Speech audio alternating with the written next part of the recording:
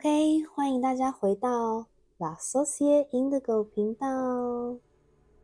我们今天要测的主题是接下来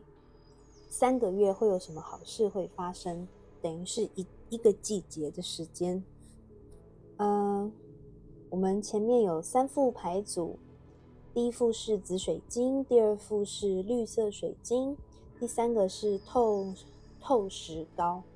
好，我们会来做一个简短的冥想桥段，来帮助大家选择。好，我们现在轻轻的闭上眼睛，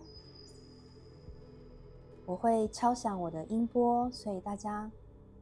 的音量可能可以调小声一点。好，深呼吸，吐气，再一次深呼吸。这一次我们会感觉闭上的眼睛会在我们眼皮内里面往上翻，这个感觉会让你比较容易进入冥想的状态。现在吐气，再一次深呼吸。现在由音波的声音，它的震动，把你杂乱的思绪都净空排除。吐气，把烦恼、把忧虑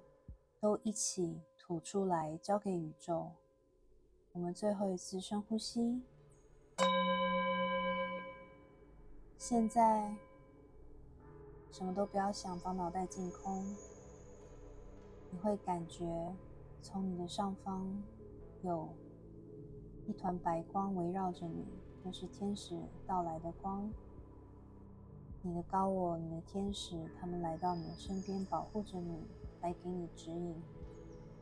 要感觉他们的温暖，感受笼罩在这一个白光里面，很平静，很安全，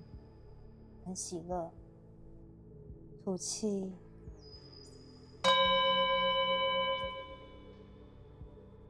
享受音波的震动，感到非常非常的平静，没有什么事情可以干扰你。现在默默的在睁开眼的同时想着你的问题，接下来3个月有什么好事会发生呢？第一个直觉，哪一个牌组最吸引你，感觉有跳出来的感觉，那就是你的牌组。你也可以，如果被2组牌组吸引，你都可以选择来听，因为可能都有要给你的讯息。好，在开始解牌前，我要先谢谢所有来观看我频道的朋友，你们的回馈反馈我都非常的感激，因为这可以帮助我成长，然后我很开心能够听到你们的分享，然后能够帮助到大家是我觉得最重要的事情。好，你们选好牌了吗？那我们要开始解牌咯。好，选择第1号牌组的朋友，你们选的是这个紫水晶，它是最能帮助我们平静心，不是心轮，平静内心，帮助睡眠，打开第3眼，打开顶轮的一个水晶。它的能量非常的平稳，你在接触它的时候会感觉到它的能量在你的身体流窜。所以我们先要给大家看的是，我抽了2张牌，代表你们目前的能量是什么。这2张牌，好，你们选择1号牌组的朋友，你们抽到的第1张牌是Starseed Oracle 的 Double Mission Light Worker Starseed Serve the World by Being You。 你们很有可能是星际种子，大部分选到的人应该都有听过星际种子这个名词，而部分的你们可能也已经做过 research Google， 知道什么是星际种子。所以选择1号牌组的朋友，如果你们觉得自己是星际种子，你们从小到大就会有一些状况，比如说你会觉得自己跟他人不一样，哪里不一样，想法不一样，别人觉得困难的事情对你来说可能你一下就解决了，或是别人觉得很多比较世俗上的东西你都不太在乎，然后你看到的角度都比较，我们可以说稍微比较高远，比较有远见，那平常一般人可能不太懂你在讲什么，所以部分的你们可能常常会，你们可能是高敏感族群，或者是 introvert 内向者，因为你们倾向把自己会自己躲在家，或把自己关起来，不跟人群接触，因为这样子一部分是说你们感觉比较安全，你们不用跟别人互动，因为跟别人互动会让你们消耗很多的精力，感觉很累。但是你们这一组人是 light worker， 是光之工作者，你们有这个能力，这也是你们来到地球的一个使命。所以 double mission 是双重使命的意思。双重使命的意思是说，你来到地球有一个使命，如果你抽到这张卡，代表的是你是时候要来发现这个使命是什么。那第二个使命的意思是说，要怎么样如何发现这个使命并且执行它，就是你要先了解你自己是谁，然后不要害怕展现你自己，因为通常星际种子或者是我们只是说内向者啦跟高敏感族群，他们躲起来是因为不想因为大部分的人的个性属于比较，我们的社会环境是比较偏好外向者，所以内向者就会把自己藏起来，不要惹麻烦，或者是就是避免不必要的麻烦。但是这张卡是说，是时候要出来了，不要再躲了，因为你一定要出来表达自己的想法意见，要一直这么多表达，然后跟别人互动，你才会比较容易去发现你在地球的使命是什么。那通常你们的使命是要造福人群，然后这个造福人群的方法通常都是很实际的，很 practical 的，可能是一个职业，可能是一个艺术创作，是一个大家可以看得到摸得到的东西，听得到的东西。你可能是一个这边就要讲，我稍微讲一下。你们第二张牌因为抽到了权杖骑士，没有看到这个女孩子拿着弓，然后已经准备跟她的狼要行动的感觉，所以我觉得这副选择1号牌组的朋友，你们不是大部分的人，应该是已经最近发现了自己的使命是什么了，可能只有小部分的人还不知道，只是觉得自己好像有点不一样，最近可能说了某些话比较有人听或怎么样，或者是有一些朋友亲朋好友给了你一些意见，有点启发你说你好像可以做这一行，或者是发挥你这项才能或者艺术创作的才能给大家看什么的，你开始有这个想法说你好像可以做这件事，因为可以帮助到大家，大家觉得很美啦，或大家觉得很疗愈啦。那大部分的人我觉得是你们已经发现了，你们已经知道说好像你之前前生前半生都可能有一种为什么要来到这个地球，自己到底要干嘛，又跟大家格格不入，然后我为什么要来到这里。但是最近你发现你可能读了很多的心理学的书籍，或看了很多的塔罗占卜，你终于发现原来之前的这些困惑都是成长的一个过程，帮助你上了这么多的课，你现在终于可以把它发表出来，你变成了一个教师了，你已经有这个资格去教导在地球上其他的大众，帮助他们，不能说开化啦，就是帮助其他的人解惑，因为你们的高敏感，你们很容易把你们的经验转化、吸收成为一个知识，而且懂得怎么样去教导别人，怎么样去疗愈别人。所以第一号牌组的人，你们可能已经发现了你的这项才能，而接下来3个月，你们的礼物就是宇宙会帮助你们，你们的这个才能可能跟第三眼有关。你们最近可能有开启你们的直觉力更强，第三眼更打开。可能有一部分的人也有在自己在读塔罗，然后有在用塔罗在帮人家占卜，帮助别人找方向。所以接下来3个月，你们的直觉会更，宇宙会帮助你们直觉变得更准确，更懂得如何去传达讯息给大众，更懂得如何表达自己吸收到的这些知识，而这些知识是绝对正面，并且可以帮助他人的。你绝对有那种可以镇定人心、疗愈人心的力量跟气场。然后接下来3个月，你们可能现在已经开始在着手计划执行这个任务，你发现的这个星际种子的任务。你可能本来做一个工作，但是最近已经开始慢慢的开启这个第二个副业，而这个副业就是你的星际种子的任务，你已经开始在着手进行，而不是那种只是还在思考阶段，在等待什么时候可以开始。不是，你是已经开始在做了，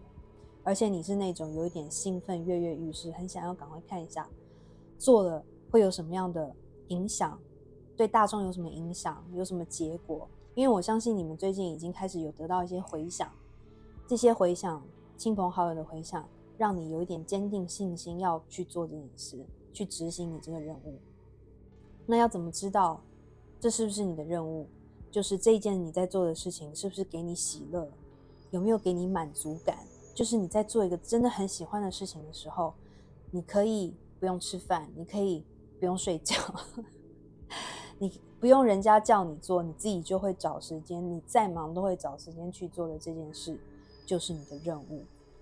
而且它是可以帮助到别人、疗愈到别人的事情，就是这个你的任务，好吗？然后你们这个任务也是，就像我刚刚讲的，是跟教学有关。教学不一定是你是老师，在学校教课，在补习班教课，不是。只要是传达思想，会让人家学到东西的，都叫做教学。所以范围很广，像在读塔罗牌的人，也可以也可以称为是老师嘛。所以，或者是你是跟学精神相关的知识有关的，你也可以称作是教学，因为你在指导大家，帮大家分析他们的精神状况、能量，他们为什么现在会用这种思考模式，为什么会有这些行为。所以你们可以自己去对应看看，这是最近你们的能量场。如果是的话，我们就继续看下去；如果不是，你们可以跳出去选择另外一个牌组。好，那我们接下来看接下来3个月，你们会有什么好事发生呢？今天的读牌，我们走比较轻松的方式。接下来这5张是帮你们抽到的，代表3个月有什么好事发生的牌。你们部分的人现在应该都是还在有一个正职，然后你们现在发现的这个使命是副业的一个状态，或者是只是还是兴趣，然后在你的正职有空的时候在从事的一个兴趣。但你们接下来这3个月的 Hangman 正位，倒吊人正位的意思是，你可能会开始，你的好事就是你可能有机会，或者是你的这个副业可能会发展到一个程度，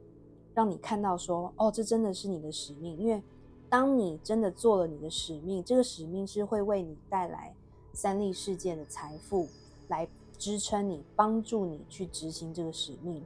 如果你做的这个行业你有兴趣又很有热情，并且还可以赚到钱，带来物质财富，那代表你做对了，你走在正确的道路上。所以接下来3个月，你可能会从你的这个使命收到一些正面的回应跟影响，让你决定你可能要辞掉你的正职，或者是如果你是自由业，你可能就不做你原来的自由业，而直接投身到你这个使命这个副业上，把副业转成正职。然后你们这一个1号牌组的朋友，你们一直以来都觉得说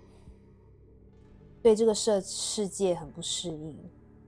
对于当人类很不习惯，你没有办法，你都一直在容忍跟忍耐的状态，有一种随时想要离开地球去别的星球的心态。但是接下来这3个月，因为你现在找到自己使命，你终于发现为什么你要被派到地球上，所以你开始会拿一种比较平静的心来看待这个世界、这个地球跟你周遭的人事物。你可能不会像以前一样那么的容易生气、被激怒，你会用很平静的心，用很理解的心去看待你遇到的人事。你会体谅他们，或者是你会决定说不用去计较，因为你知道你现在有更远大的目标在前面，你就不会去把精力时间花在一些小事，不值得注意的小事上。并且倒吊人也表示说，因为你现在发现了使命，你开始用一个不同的角度来看你周遭的人，看这个世界，你就是变得比较可以接受，而且你是有一种很欢喜的接受，就算事情没有那么顺利，你还是可以用一种很平静的心，因为你知道更好的事情在后面会发生。因为你如果现在第3眼直觉力打开，表示你更连接到宇宙，连接到源头，连接到你的高我，你会有一种安全感，没有来由的安全感。这不是3D世界任何物质或人可以给你的那种安全感。就算你每天一个人，你都觉得你不会害怕，你不会害怕一个人，因为你知道宇宙跟高我都陪着你，会指引你，你觉得有一个永远可以信任的朋友帮助你。所以倒吊人这边的这个倒吊人有一种这种感觉，接下来3个月你会越来越富足，这种富足是由内而外的，而你会越来越有安全感，不是那种你收了多少钱，财富进来多少的那种安全感，或者是有没有情人可以在你身边的安全感，都不是，是那种你知道你被保护，你被爱着，就算人家看不到谁在爱你，但是你知道谁在爱你的那种感觉。这边的这个月亮代表的是你的直觉力，就像我刚刚讲的，你的直觉会越来越强。它的脑袋后面还有一道光，就像灯泡一样，叮！所以你接下来3个月会越来越清楚，你现在要做的，你越来越清楚，一个是你要做的事情是什么，你的使命是什么；第二个是已经知道的人，你就是更坚决的要走这一条路，你更有信心，你应该要走这条路。而且我在解这一副牌的时候，一直有一种讲话有点快喘不过气的感觉，有种上气不接下气。所以我觉得你们选择第1号牌组的人，大部分的人可能是那种已经处在一个很兴奋、很迫不及待要把这件事情做成的那种心情。你们看有没有对应到？那表示你们对这件事真的很有热情。如果我在讲你在听的时候，第一的直觉就知道说，哦，你现在做这副业就是这件事，那你就是对这件事非常的有热情，所以有一种传播起来很兴奋的感觉。第2张牌 Almost There 44号牌，44号可能会对应到一些怎么说，可能某部分选择1号牌的人是大约在40岁上下，然后4加4是8，所以8号看有没有人是某个月的8日生，或生命灵数是8，或者你是8月出生的，那刚刚讲的倒吊人，他是双鱼座的能量，以及你们可能也有一些火象星座在你们的星盘里面。火象就是狮子、射手跟狮子、射手跟什么？突然脑袋变空现在水星逆行，今天是我第一次水星逆行录塔罗牌，所以今天看状况如何。狮子、射手牡羊 yep 好。然后这张 Almost There 很简而言之，如同牌上所示，你的目标会达成的，你的 manifestation， 你的愿望，你的祈祷就在不远的前方。你们这一组人觉得此生这条路走得好缓慢，好久远，都还没有达到一种让你可以心满意足、充满热情的感觉。你们一直在等待那个时刻，有的人是等待一个发光发热的时刻，怎么一直都没有发生？你可能努力了很久，你是艺术家的话，你可能做了非常多的创作，然后都好像没有什么人注意到你的，就是可能亲朋好友会觉得你很有才华，或者是你的客户觉得你很有才华，可是都没有到那种被很多人看到的地步。那或者是有一些人一生都兢兢业业，然后做好该做的工作，可是怎么还是没有达到一些可能你想要找到一个真正让你有热情的工作，或是找到一个真的让你很想要度过余生的另外一半。就是你们星际种子都会有一个梦想，一个不是那种世俗说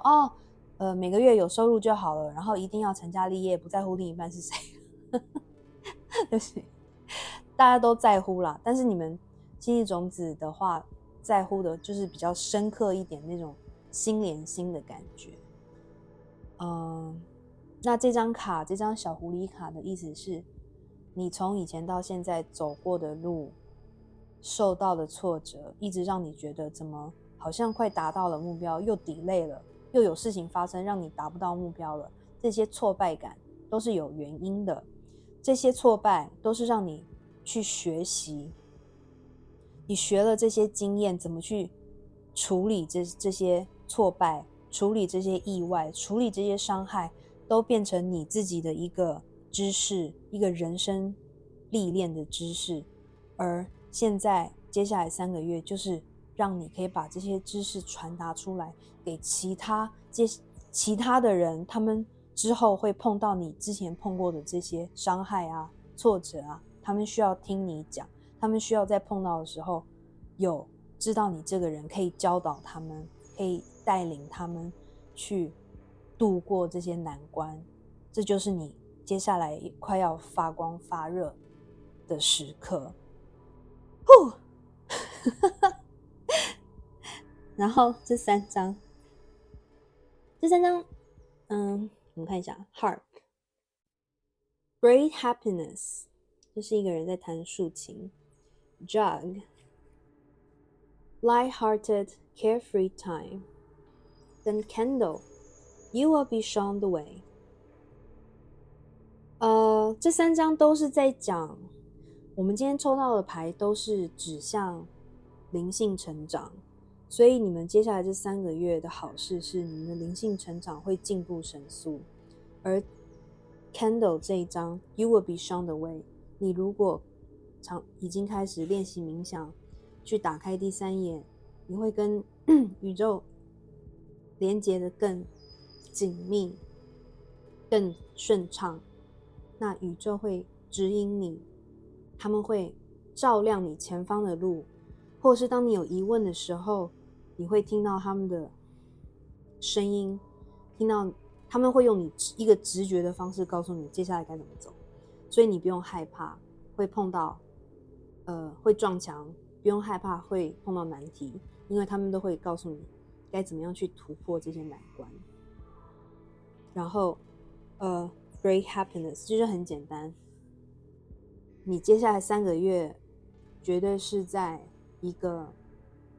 精神情感富足的一个状态。这可以是来自可能有的部分的你们是玩音乐的，你如果你的音乐是可以疗愈人心，可以表达你的想法。那接下来你会在你的艺术创作里面得到满足，会有人听到，会有人支持你。这一张 jug 是叫花瓶吗？这可以是一个花瓶，也可以是一个水瓶。所以意思是说，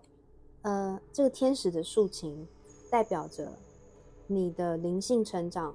会让你的作品被看见，你想要做的这个 mission 被大家认可、接受。就是接下来3个月你是非常幸运的一群人，因为你是受到天使照应跟宇宙指引的，所以你会感觉到在执行这个使命得到的富足跟满足。那 jog 意思是因为你的这种富足满足，还有数不清，就是你会从日常生活你会发现很多小地方你都很幸运，以及大的地方可能得到认可的这种比较大的幸运，或者是赚取财富的幸运，让你可以用比较轻松的心态去享受人生。你会可能跟喜欢你作品的人有交流，不管是面对面的交流，或者是网络上的交流，或者是你跟亲朋好友，你可能会有比较稳定的财富，让你可以去有一些花销，在跟大家吃吃喝喝啦，或者是去旅行啦，就是你的生活会比较惬意，然后比较轻松。所以是一个你们选择1号牌组的，你们接下来是一个非常这3个月感觉非常的美好，然后其实就不用太担心，没有什么烦恼，很多事情都可以迎刃而解，然后宇宙还会帮助你发展你的事业因为你的任务就是要帮助地球上的大众，好吗？然后那我们今天的这个 video 就是比较轻松简短的读牌，希望对大家有所帮助。然后欢迎在这支影片按赞，以及订阅我的频道，然后可以留言跟我说你们接下来想要听什么样的主题，然后分享你的故事给大家。那也欢迎分享给你的亲朋好友来一起听取读牌，好吗？那我们下次再见咯，拜拜。OK， 好，选择第2副组牌的朋友，你们选的是这颗绿色水晶，我把它放这边，然后代表你们目前能量的牌卡是这2张。很抱歉，我的邻居又在做工程了呢。选择2号牌组的朋友，你们目前能量，这张是隐士牌正位，这张叫 Loosen Your Grip， 就是放开你的手，不要抓那么紧。Coping mechanisms, density, addiction, let God in。我等一下会用中文解释它这张牌上面写的英文的意思。你们这副牌组的人，可能大部分的人都有处女座的能量在你们的星盘里面，或者是你们可能目前正在跟一个有处女座能量的人来往，或者是你被这个处女座能量的人，你受到了他的影响，不管你们现在有没有联系。我先再说一次抱歉，就是邻居今天的工程比较大声。如果你们目前的能量是，你们可能一直以来都是有一种想要控制全局，你们生活里面有很多事情都要，你们可能自己觉得是为了要控制，为了要让事情往好的方向发展，但是在外面的人看来，你们是那种抓得太紧，每一件事情都抓得太紧，不愿意放手，不愿意让人家去处理，什么事情都要自己处理，什么事情都要在你的期望之下发生，照你的意思发生，你安排的状态发生。而可是人生很多事情没有办法按照你的意思去发生，所以当事情没有不如意，没有像你想象的那样去发展的时候，你会没有办法去消化，没有办法面对这个你无法控制的事情。所以当你觉得没有办法面对的时候，你可能会倾向于所谓的 coping mechanism， 就是我们人类很喜欢控制自己，要让自己去适应目前遇到的状况。所以当你们遇到一个状况是你们没办法控制的时候，你们可能会倾向于有一些生活习惯是不太健康的，你们可能会常常喝酒啦，某些人会用药物啦，某些人可能会有一些情绪上抑郁的问题，或者你们现在正在处在一个比较抑郁的一个状态，忧郁的一个状态，或者是你们早上不想要起床，觉得没有什么事情是你能抓得住的，所以起床要干嘛？有什么用？你们可能目前觉得有一点，部分的人觉得有一点迷失的状态，因为好像很多事情都不一样了，都不是以前你面对的，或者是不是你想象的，跟你以前碰到的感觉都不一样，因为你还是处在一个你希望可以控制全局的一个心态，所以你才会觉得失去控制这种感觉。其实没有什么失去控制，因为人生很多事情是为了你发生，而不是发生在你身上。而我们人类的脑袋其实想象力很有限，能够看见的角度很有限，所以当事情不是如我们期望的方式发生的时候，我们以为是对我们不好的，所以你就会有一种失落感，没有安全感。对，你们这一组人会一直想要控制，就是因为你们的没有安全感造成的。你们要控制好了才有安全感，才觉得自己有价值，或觉得自己是走在正确的道路上。所以这张卡是叫你们要开始放手，放手让事情自然发生，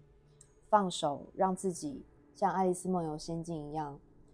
堕入你现在人生，你现在在地球这个人生的奇幻的隧道，不用去管你什么时候会着地，你就一路欣赏你在坠落的时候你看到的这些风景，这些色彩。有的时候是美好的颜色，有的时候是黑暗的颜色，这都是为了你而发生，不用去抗拒它。你要相信一定有一个地面很柔软很松软的地面会接住你，这个就是宇宙，他们一定会保护你。但是你要相信，你要放手，就让自己享受那个坠落的感觉。你现在有点恐慌，感觉没有办法，很多事都没办法掌握，宇宙说这是很正常的，就不要去掌握。他们在教你一个功课，教你一个学到其实我不用去掌握这么多事情的这个功课。所以一部分的你们是可能因为觉得失去控制，所以你们躲起来了，这是隐士牌的含义。你们躲起来，你们不想面对目前外面世界发生的事情，你可能有点不想面对太多的责任压力，或者你们只是因为最近太多事情发生不如你想象，所以你在反省的一个阶段。那某一部分的人是可能已经学到了可能你应该要学习放手。你们在这个躲起来的这一段时间里面，你可能减少跟人家往来，或甚至真的有人就每天躲在家不出门。你跟外界有点断联，是因为你需要这个时间跟空间去思考最近到底发生了什么，自己是不是做错了什么。那某一部分的人选择2号牌的人，你们是已经有体悟到宇宙是要告诉你们很多事情就是 let it go， follow the flow， 跟随着人生的潮汐去走，放松。你放松在水里的时候，你就会浮起来。当你努力挣扎，你想要一直很努力想要踩到地面的话，你就会沉下去。所以不要去控制水流，不要控制潮汐，你就会很安全的、很舒适的被水带着走。那可能有一部分的人是被一个，这可能是一小部分啦。不过如果你是有受到一个有控制欲的人的影响的话，我觉得不要讲这部分好了。我觉得应该是你们是这样的能量场。如果你们有碰到一个有控制欲的人，那你就是臣服。你先不用去你不用一定要照着他们的意思做，但是你也不用去抗拒。你可以保持一个距离，你还是可以坚持你的立场，但是不用去想要控制这个人应该要怎么对待你，你不要理他就好了。如果有一小部分的朋友选择2号牌组是有这种状况的话，这是宇宙的建议。好，那我们现在来看一下接下来3个月有什么好事会发生呢？就是先跟你们讲这2张，就是抽了1张塔罗以及1张神谕卡，告诉你们接下来3个月会有什么好事发生。我觉得你们应该已经在学习的道路上了，就是你们这一组人已经有一些开始感到说你可能需要坐到驾驶的后座，去看一下你的人生到目前为止到底发生了什么事情，你学到了什么，为什么事情会不照你的意思发展，为什么事情可以照你的意思发展。你们最近在做这些反省，未来的3个月你会得到一个平衡。这一张是节制牌，这一副塔罗的节制牌蛮美的。你们现在在一个学习更高时间线，你们正在踏到一个更高的时间线的自己的路上。这2个人的头脑互相有一个水流连接，他们在互相给予对方知识的刺激，以及输出以及接收。他们的衬衫上有太极的符号，这就是平衡的意思，以及无限。学习知识的学习是无限的，你们在地球上的学习是无限的。这张牌其实对应了我刚刚已经先跟你们说的好，我等一下再讲这张节制牌。一个是说你们除了处女座可能也有射手座在你们的星盘里，或者是这接下来3个月你们会遇到一个有射手座能量的人，他们会带给你一些知识上的刺激，在这个人生寻找自己的路途上的一些刺激。他们可能会带给你很多比较高龄的讯息，或者是就是会让你有一些启发。因为这张卡代表的是说，你们可能也已经发现了，从以前到现在，你们可能有一点点，我没有说负面的意思，就是你们是活在你们的世界是其实很小，你们的生活圈就是那样很小，但是以前的你们以为你们生活的这个生活圈就是所有，你们学到的观念知识就是代表这个世界的一切。这张卡是说，你其实还只是在一个孕育的小宝宝，你根本还没有看到真正外面的世界长什么样子。就像蜻蜓，他们在出生，他们在变成蜻蜓之前，是在一个是水面下，然后一个不知道是什么的东西。他们怎么可能会知道，他们飞出水面以后，外面的世界这么大，这么颜色这么丰富绚烂，蓝天这么蓝，然后自己有这么多的能力，可以到处飞行，想去哪里就去哪里。所以这张牌就是你们会这么喜欢控制事情的，是因为你们的能看到的角度跟眼界其实一直都很狭隘。就像这个宝宝藏在这个子宫里面，或者是蜻蜓变成蜻蜓前的那个卵的过程藏在水面下，你们以为你们生活的那个地方就是所有，但是不是。Better than you can imagine， 这张卡宇宙有非常重的能量要告诉你，更好的还在后头。你现在抓紧的东西都不是适合你的。我们会想要抓住某一些东西，就是因为我们潜意识知道他们会溜走，或者是我们的不安全感告诉我们他们会溜走。不管是哪一种情况，你抓紧之后，它都会溜走。这就是人生的一个很大的道理。那我们以为现在抓紧的这个东西就是最好的了，其实是一个很荒谬的一个想法，因为我们人类可以看得太短浅，看得不够远，看的角度不够广，所以宇宙，你的高我可以看到全局，它可以看到任何时间线的你，它可以看到任何 quantum real 里面的你，任何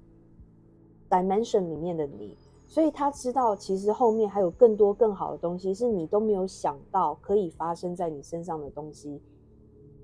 发生给你的东西会发生，这些东西好到你都无法想象。所以这就是所谓 better than you can imagine 的意思，好到你无法想象。所以你现在就是在这个从宝宝要变成终于成长成一个，我说蜻蜓宝宝哈终于要成长成一个成熟的蜻蜓，飞出水面，然后去探索世界的这个路上，这个路程，这个眼睛就是你出来以后，你可以看到更高远，你是在一个天空的状态下，你可以连接。好，我要讲这张。两张一起讲。如果你们现在在隐士的状态下反省自己，你们之后这3个月的礼物就是一个是你会遇到一个射手座能量的人，可以引领你走上一个看得更高远，可以跟高我连接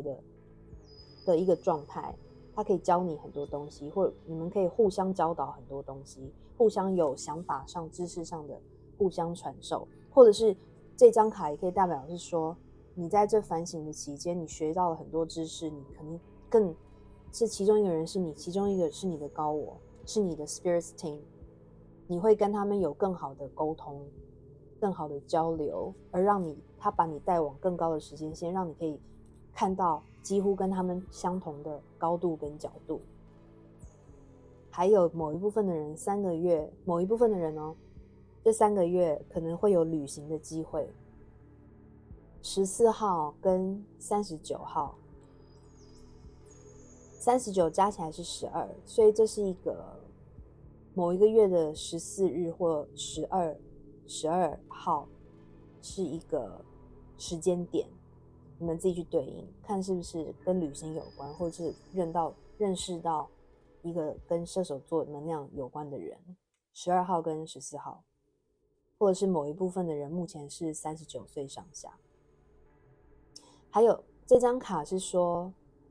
因为蜻蜓是需要4年的成长时间，很长。你们可能在某一个行业4年，或是某一个专案你一直抓得很紧，做了4年，但是都没看到什么成果，或者是你在一段感情里面大概4年了，都没有什么成果，或者是一个意思是说，如果都没有什么成果，那你可能他们叫你要放手，不要抓得太紧，可能就是因为你想要抓得太紧，不想要失去他们，而做出很多行为，反而让这件事情没有办法发展得更好，所以你要去放手，要 let it go， 你要去承担失去的风险，因为当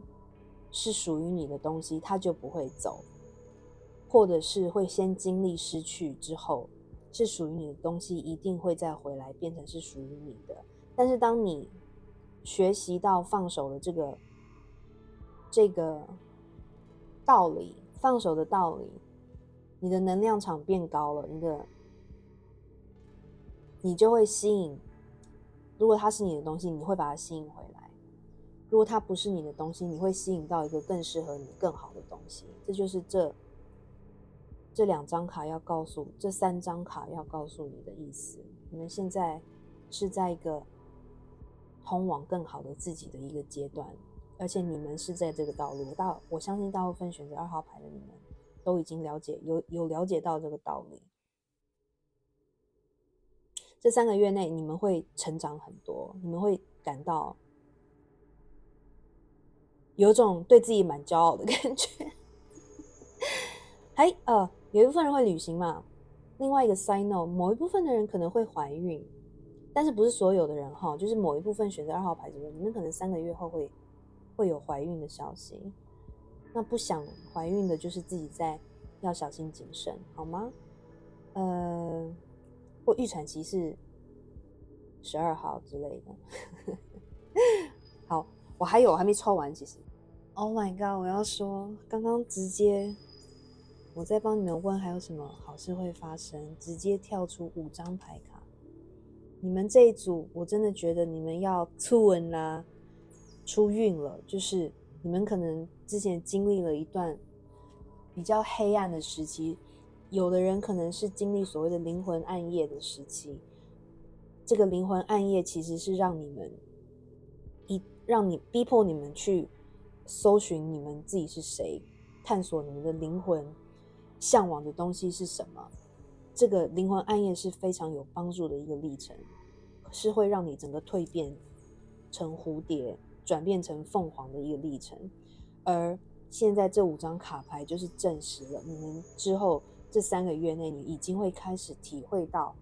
灵魂暗夜之后你的一个提升，一个成长，然后好事，因为你成长了，提升了能量场，提升了时间线，你就会遇到更多的好事在你身上。我先讲，你们看到了吗？你们这样看得到？我刚刚是不是有说某一部分的人会遇见一个射手能量的人，某一部分的人会很有怀孕的机会，直接跳出来 marriage 跟 stork 跟 rose 这3张，我刚这3张跳出来我就 Oh my god！ 好，首先 rose 部分的你们可能这3个月，接下来3个月你会遇到 Oh my god， 你会开始心情会比较好，你会开始更有自信，认识自己是谁。在你放手以后，我可以告诉你，你的人生会轻松很多，而且你在对外人处事的态度，你会散发更多好的能量场，更有魅力，更谈笑风生。所以接下来这3个月，你会充满了粉红泡泡，因为你会一直吸引很多对你有兴趣的人来到你的身边，他们一跟你接触就觉得你好美，你好有魅力，你好，跟你谈话很 enjoy， 然后你就会遇到这个人。首先你可能会有很多恋爱的机会，很多人选在你身边，对你示好，可能甚至有的人会送你花，送你玫瑰，而这其中一个人可能就是这个射手座能量的人。自己对应这射手座能量的人，不一定是恋爱关系，也有可能是一个朋友，就是对你有知识上刺激的一个朋友。但是也有部分的人可能是你会遇到一个你很有兴趣的人，这个人对你也很有兴趣，是有射手座能量的人。再来一个，你们可能会这张 marriage 就是婚姻。部分的你们有可能会闪电结婚，因为你们会直接怀孕。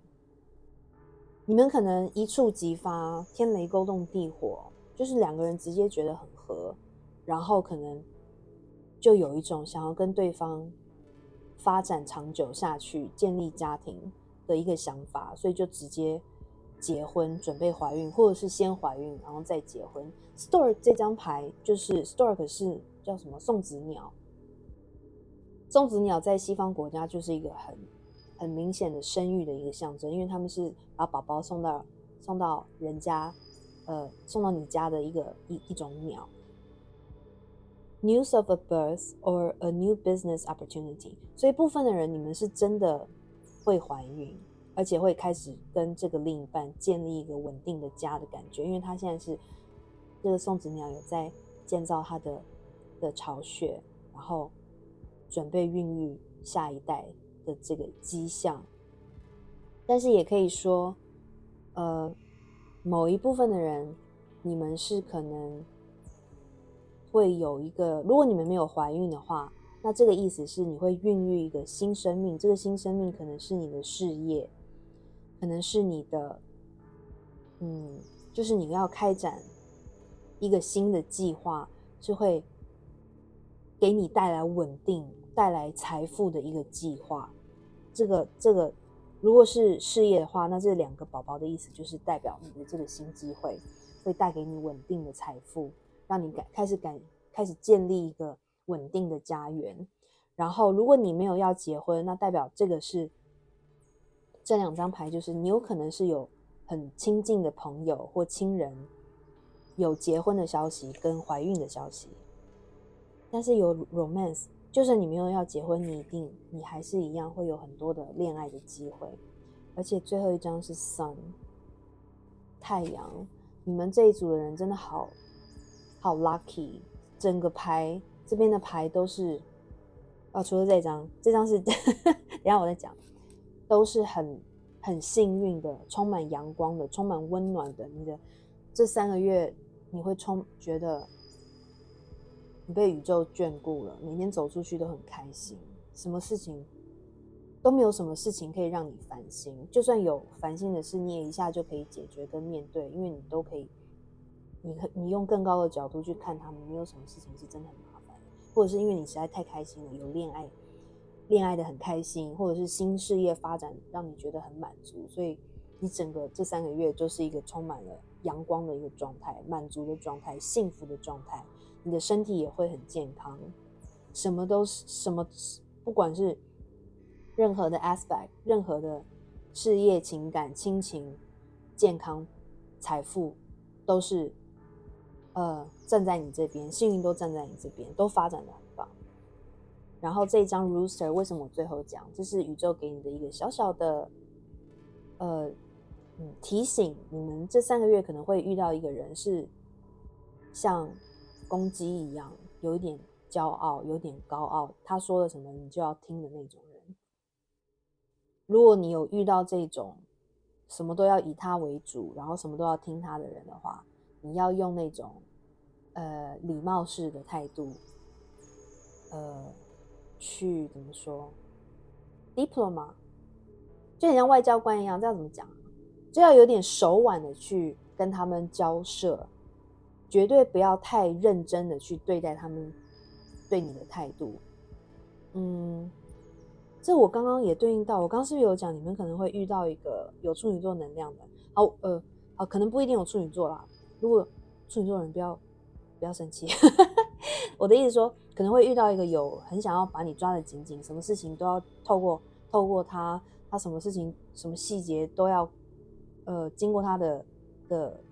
同意 approval 的这种人的话，你们就是要小心谨慎的处理，绝对不要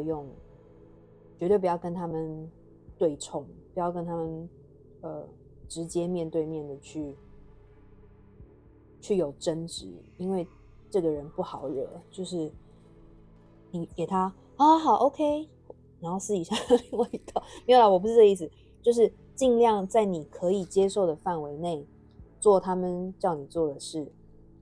如果你不能做的话，就是用比较圆滑的方式跟他们拒绝，或者是建议其他的方法去解决啊，让他们觉得他们是 boss， 觉得所有的好的决定都是他们决定的，就是类似这种意思，好吗？ OK， 我相信你们绝对这3个月这么的开心、幸福、快乐，一定很有能力去处理这个小公鸡。OK， 好好开心哦！你们的能量整个就是一个很充满金色光芒的感觉，真的很为你们开心，我都感觉很棒。那希望你们喜欢今天的读牌，今天就是比较简单的、短一点的读牌。不知道你们是不是比较喜欢这种方式，还是你们希望可以长一点？可以在留言处告诉我，然后分享你们的故事，以及请大家帮我按赞，这是我对我最大的鼓励。然后订阅我的频道，开启小铃铛，分享给你的亲朋好友，好吗？谢谢你们哦，我们下次再见，拜拜。选择3号牌组的朋友，你们选的是这个透石膏，很漂亮吼，它是不能碰水，也不能照日射的一个水晶。因为它很脆弱，很美，很像透明的肥皂。把它放这边。然后现在代表你们目前能量的牌卡是这2个。好，这一张 The Seeds of Mintaka Seeing Potential Bring Unconsciousness to Light， 这一张是宝剑皇后。这2张其实都代表相同的能量，所以是有一种宇宙在强调你们目前一个能量状态的感觉。你可以看到这一张牌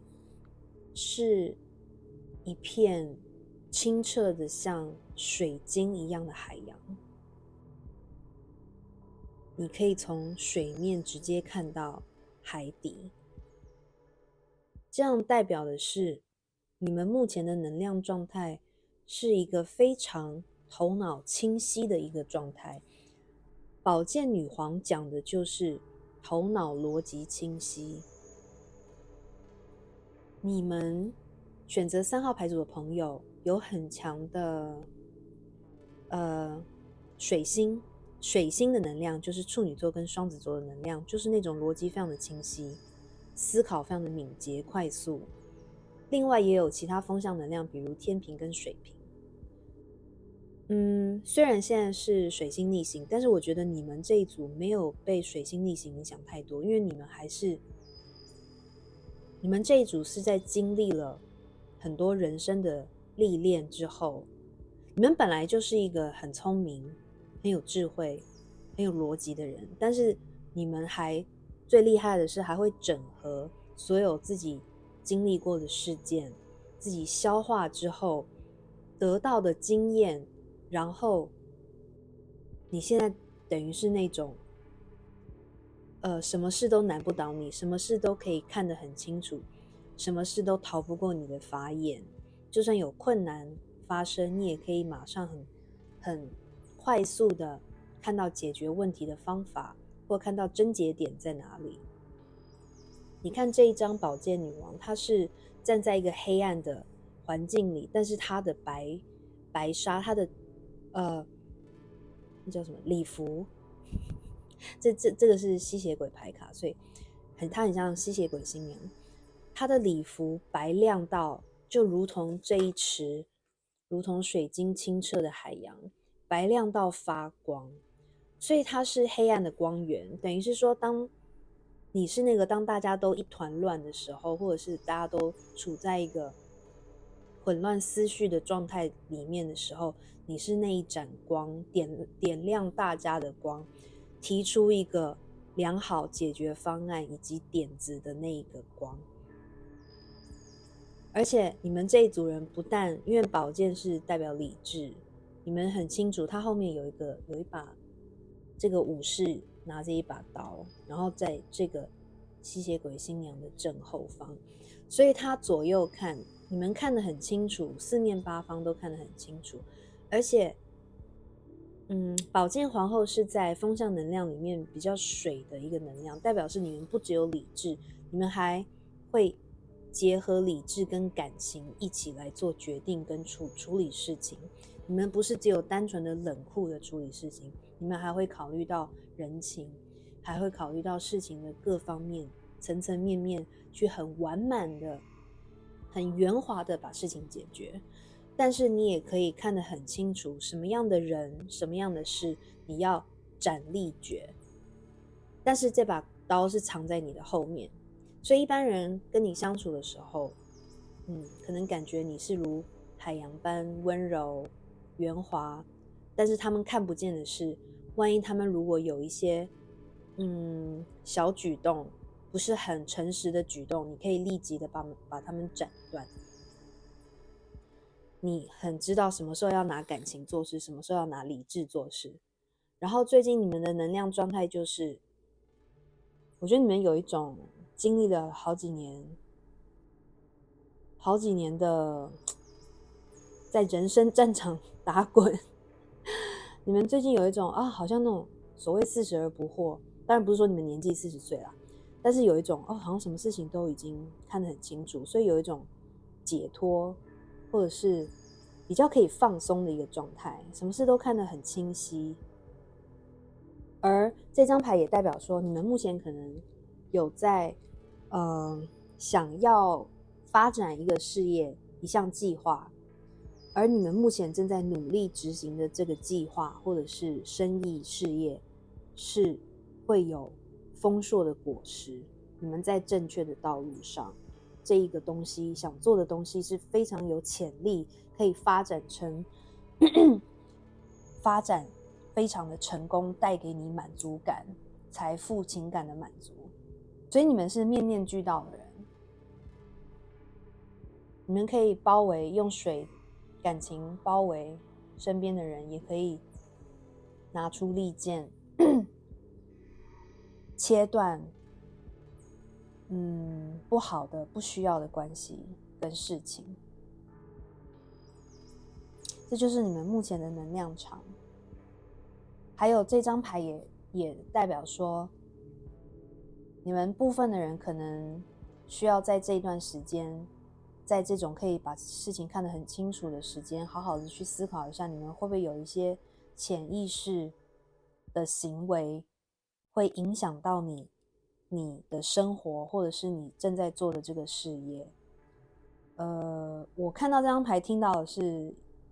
有的时候我们会有因为童年的习惯，或者是创伤，或者是年轻的时候得到了一些情感的创伤，而塑造了一些我们自己没有注意到的行为。这些行为可能是会让我们做出一些负面的动作、负面的反应。所以你们这段时间要去看一下、检视一下自己有没有这些 self-sabotage， 或者是想要逃避一些事情，或者是想要潜意识不让一些事情成功的一些行为，你们要去稍微反省。你们这段时间很有能力可以自我反省，并且把这些潜意识的不好的负的能量把它消除掉，或者是治愈自己，好吗？好，我们接下来看一下这3个月，接下来3个月有什么好事会发生。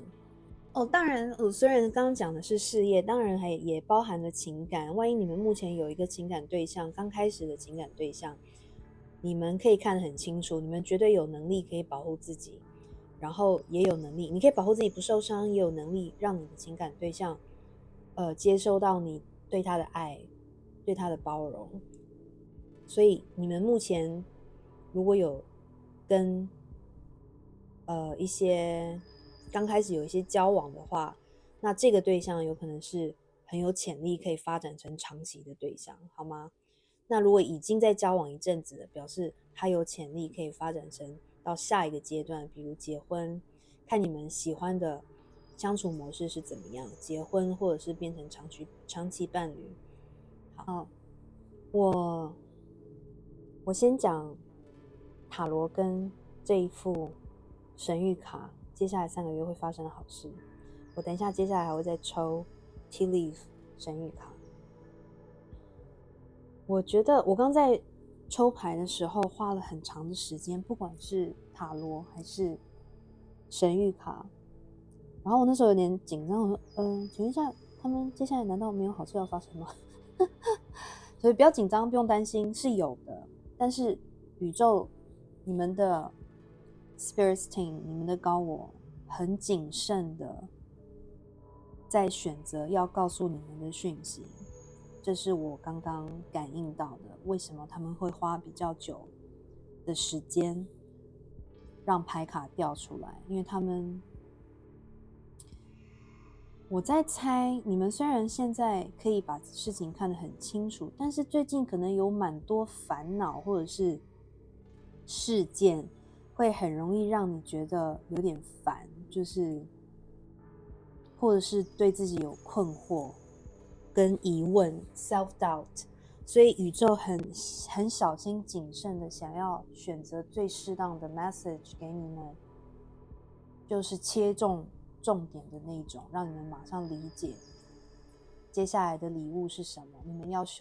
做的功课是什么。好，而且之前的牌组都是只有一张神谕卡，但是你们这一副牌组我在抽的时候，我抽了好2次吧，宇宙都坚持要给你们3张，而且你们跟接下来3个月跟3很有缘。那3是代表什么？如果你们有宗教信仰，就是什么三位一体哦。3代表的是神灵随时都跟你们同在。如果你们有宗教信仰的话，这张卡33，你们接下来3个月非常需要往内检视自己。我刚刚在讲这2张的时候，这一张 Starseed 神谕卡就有提到，你们可能有自己没有发现的潜意识的一些行为跟创伤，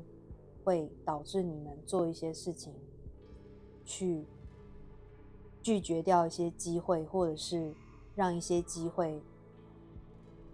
我的中文突然想不起来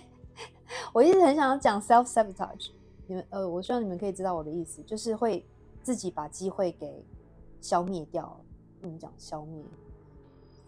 破坏，对 sorry， 就是自己会把一些机会破坏掉。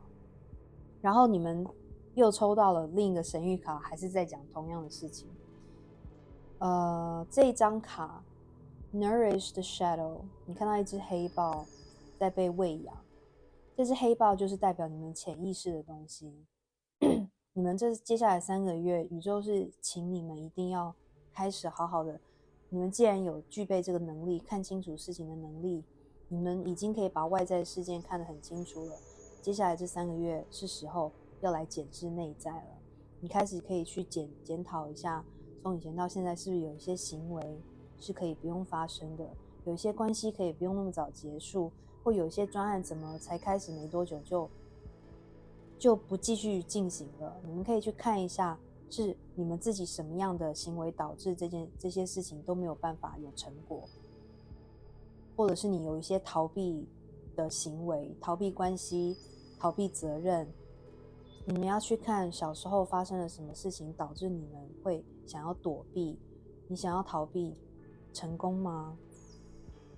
你想要逃避一个真的很圆满的感情，人家太爱你，你反而害怕吗？你们要去思考一下，当你们发现了这些潜意识的负面的东西，不要去再逃避，不要去把它压下来，因为长久以来你们可能都一直压抑，然后只表现出自己最光明的一面，然后当有人碰到人事物会触发你这种潜意识的情绪的时候，潜意识的创伤的时候，你就跑掉了。现在这3个月你要去面对它，你为什么会害怕这件事情落到你的头上？你为什么想要把这件事情快速的结束？面对它，了解它，并且告诉自己说，这很正常，没有关系，因为你之前有什么样的经验导致你现在会这样。原谅自己过去做的一些破坏的行为，告诉自己你的阴暗面可以跟你同时存在，但是你要去安慰它。你越不安慰，越把它藏起来，它会变得更强大。但是你如果好好的喂养它，所谓的喂养就是说面对它，承认它的存在，它就不需要一直在背后嘶吼，把自己弄得更健壮，让你看到它，懂我意思吗？然后如果你可以做这个功课的话，接下来你会把自己调频到一个很正能量的状态，你接下来3个月会吸引非常多的情感上的富足，你等于会变成一个显化机器就是你想什么事情，事情就可以成真。所以要注意你显化什么，你显化正面的事情会成真，你显化负面，你如果想负面的事情它也会成真。但是这张卡是说 magnetism through gratitude， 你要除了面对自己的潜意识的创伤之外，自己的阴暗面之外，你也要开始练习感恩。一般我们很正常的，就是不说正常，大家常常在讲说你可以写一个感恩日记嘛，就是每天写下来你早上感恩什么，然后晚上再写一次今天发生的事情，你感恩什么，感恩日记，训练自己有感恩的心态。那如果你比较没有时间写字，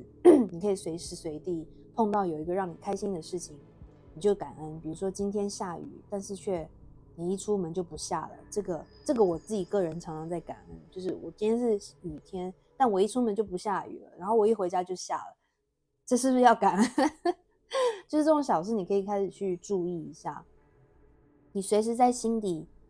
注意你那个开心的时候，那个开心的时候那种 sparkle， 有一个闪光火光在你的心里打亮的那种感觉，你要去 honor 它，你要去把它表达出来说啊，我好开心，我今天竟然可以吃到我最爱的汉堡。你要去感谢你的高我，感谢宇宙。你每天都做这样的事情，你不一定要写，但是你就当下讲出来，你很感谢，这都可以一直给你养成一种更正向的能量，然后你就会吸引更多 lucky 的事情，更好的事情给你。因为这边有3个圣杯，里面装爱心，有没有？所以我觉得你接下来应该是，你现在想要显化，可能是跟感情有关。那一部分的人可能是，如果是跟事业有关的话，那这个事业绝对是你很有热情去做的事业。那这些都可以成真，你想要达成什么样的事都可以成真。但是就是我讲的，接下来3个月你的功课，面对阴暗面，跟他共存，表达感恩，好吗？因为这第3章非常正面。第3章是 You are about to shine， 那我不用解释了，你已经在正确的道路上，你已经即将要发光发热。你可能一直以来都觉得你的努力没有被看见，你做的事情很多人可能都习以为常，没有当一回事。但是接下来这3个月，你做的工作，你的学业，你的表达创意方面的事情，你的感情，都会被认可，被大家看见。你可能一直以来都是，你看这个它是什么？它这种食蚁兽吗？就是外面有硬壳的这个，你可能一直都蛮保护自己的。但是如果这张卡，你看它也是在黑暗的环境里，跟这张一样，它这张是在这之后跳出来，这2张都在讲你要去安抚你的潜意识的阴暗面。你安抚了以后，你就开始会知道怎么样发光。你会先从内心的火光开始，让自己感到满足，然后这个光会越来越亮，会穿透你的硬壳，让大家看到，好吗？你的事业或者是你的感情，不管你现在注重的东西是什么，你都会得到你想要的结果。好，我现在来讲这边，这一张是权杖9的逆位。我不能说它是这不算事件，但是我觉得你们可能会，你们一直在，最近可能一直在争斗，不能说争斗，争取某一件事情，不管是感情还是事业，你努力了很久，然后让你已经很累了，很疲累，身心俱疲的状态。那接下来这3个月，你可以有一个可以放下它的机会，因为你们是唯一一组我秀底牌的。因为这张我觉得这张也是很久才出来。我觉得这张一个意思是代表说，宇宙要告诉你做这些功课之外，功课你做了，你可能会对这件你一直在努力的事情，或者是一直很困扰你的事情，有一个新的看法。而这个新的看法会让你愿意放下或放手，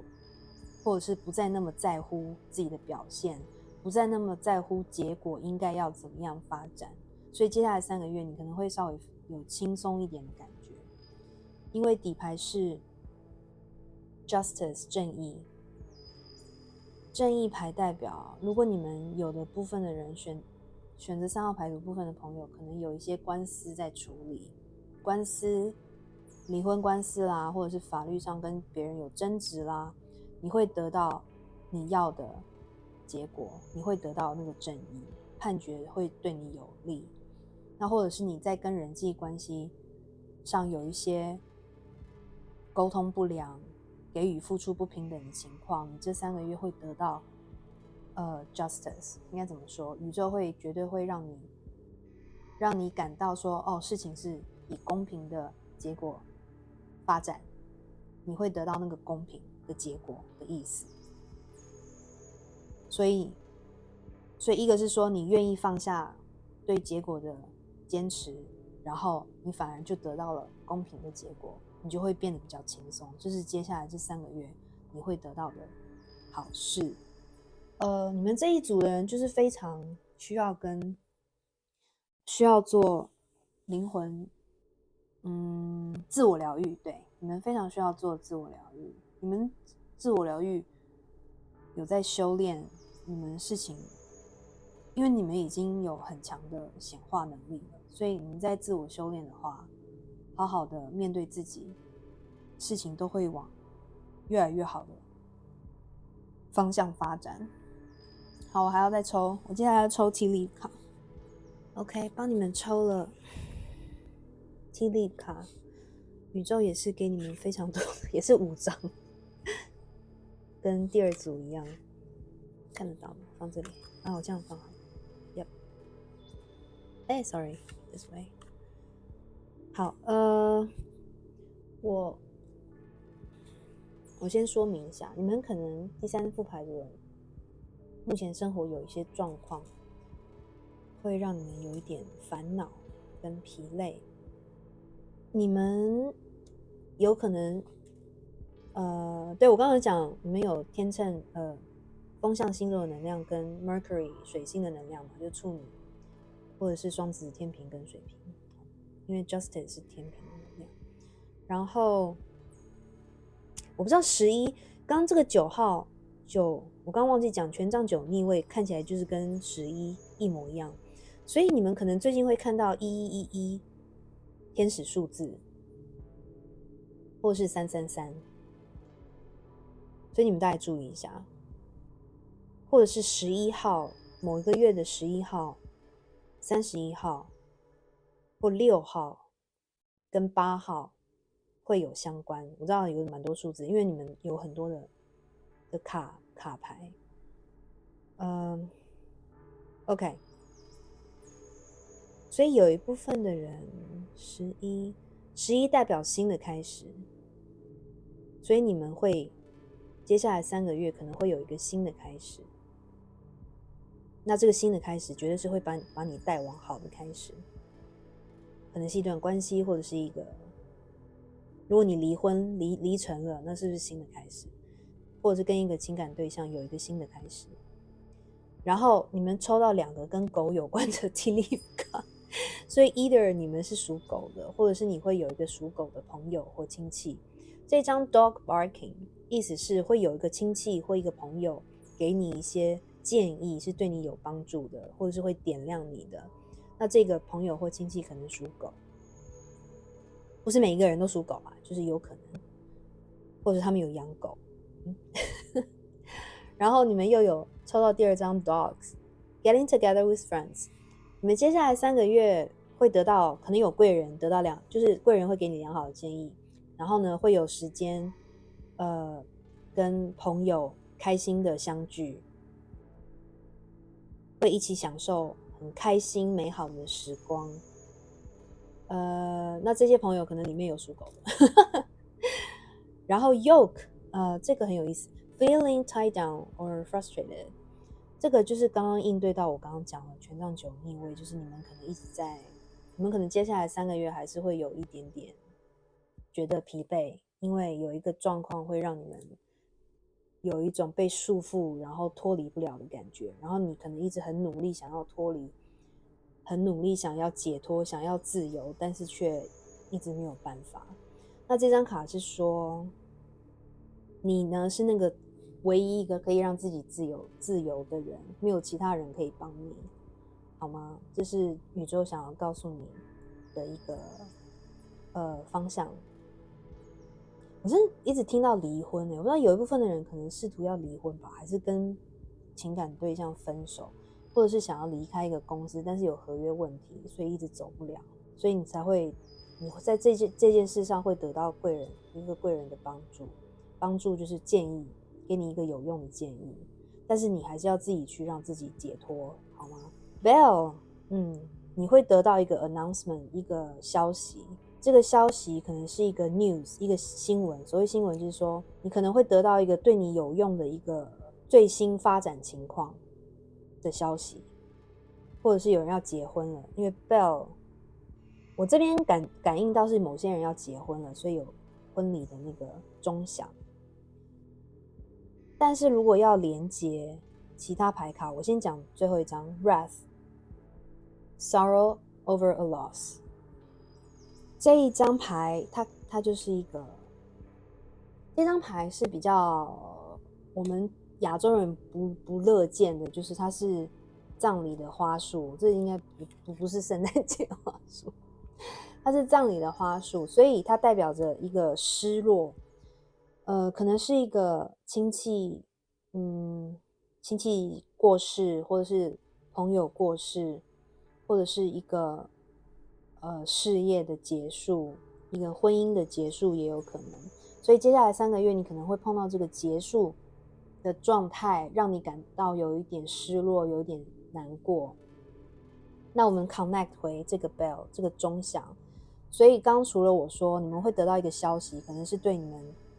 官司或者是卡住的情况的一个消息，或者是你会得到一个消息是你听到某个亲戚过世了，或者是朋友过世了，或者是生意上股票上有什么东西遗失了的消息。当然这听起来好像不是很正面，对不对？但是你记得你的底牌是 Justice， 不管你得到什么样的结果跟消息，都是对你是公平的。所以某一部分的人对你是公平的这个结果，可能是你想要的结果，因为你是正义的那一方，你就会得到好的公平的结果。但是选到第3副牌组的人，你自己有知道你可能不是那个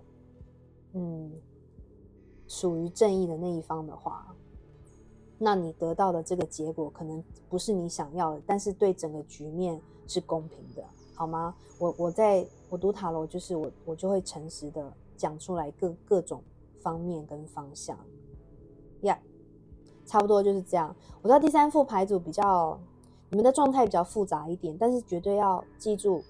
你们的结果都是对你们是好的，因为都会引领你们走向那个发光发热的结果，好吗？一定要记住这一点，跟自己做自己疗愈的功课，跟高我连接，你就会去吸引到对你最好的、最棒的状态跟事情发展的方向。All right， 我希望你们喜欢今天的读牌，然后欢迎在这支影片按赞、订阅我的频道、开启小铃铛，然后也可以在留言处分享你们的故事哦。非常感谢你们的收看，我们下次再见喽，拜。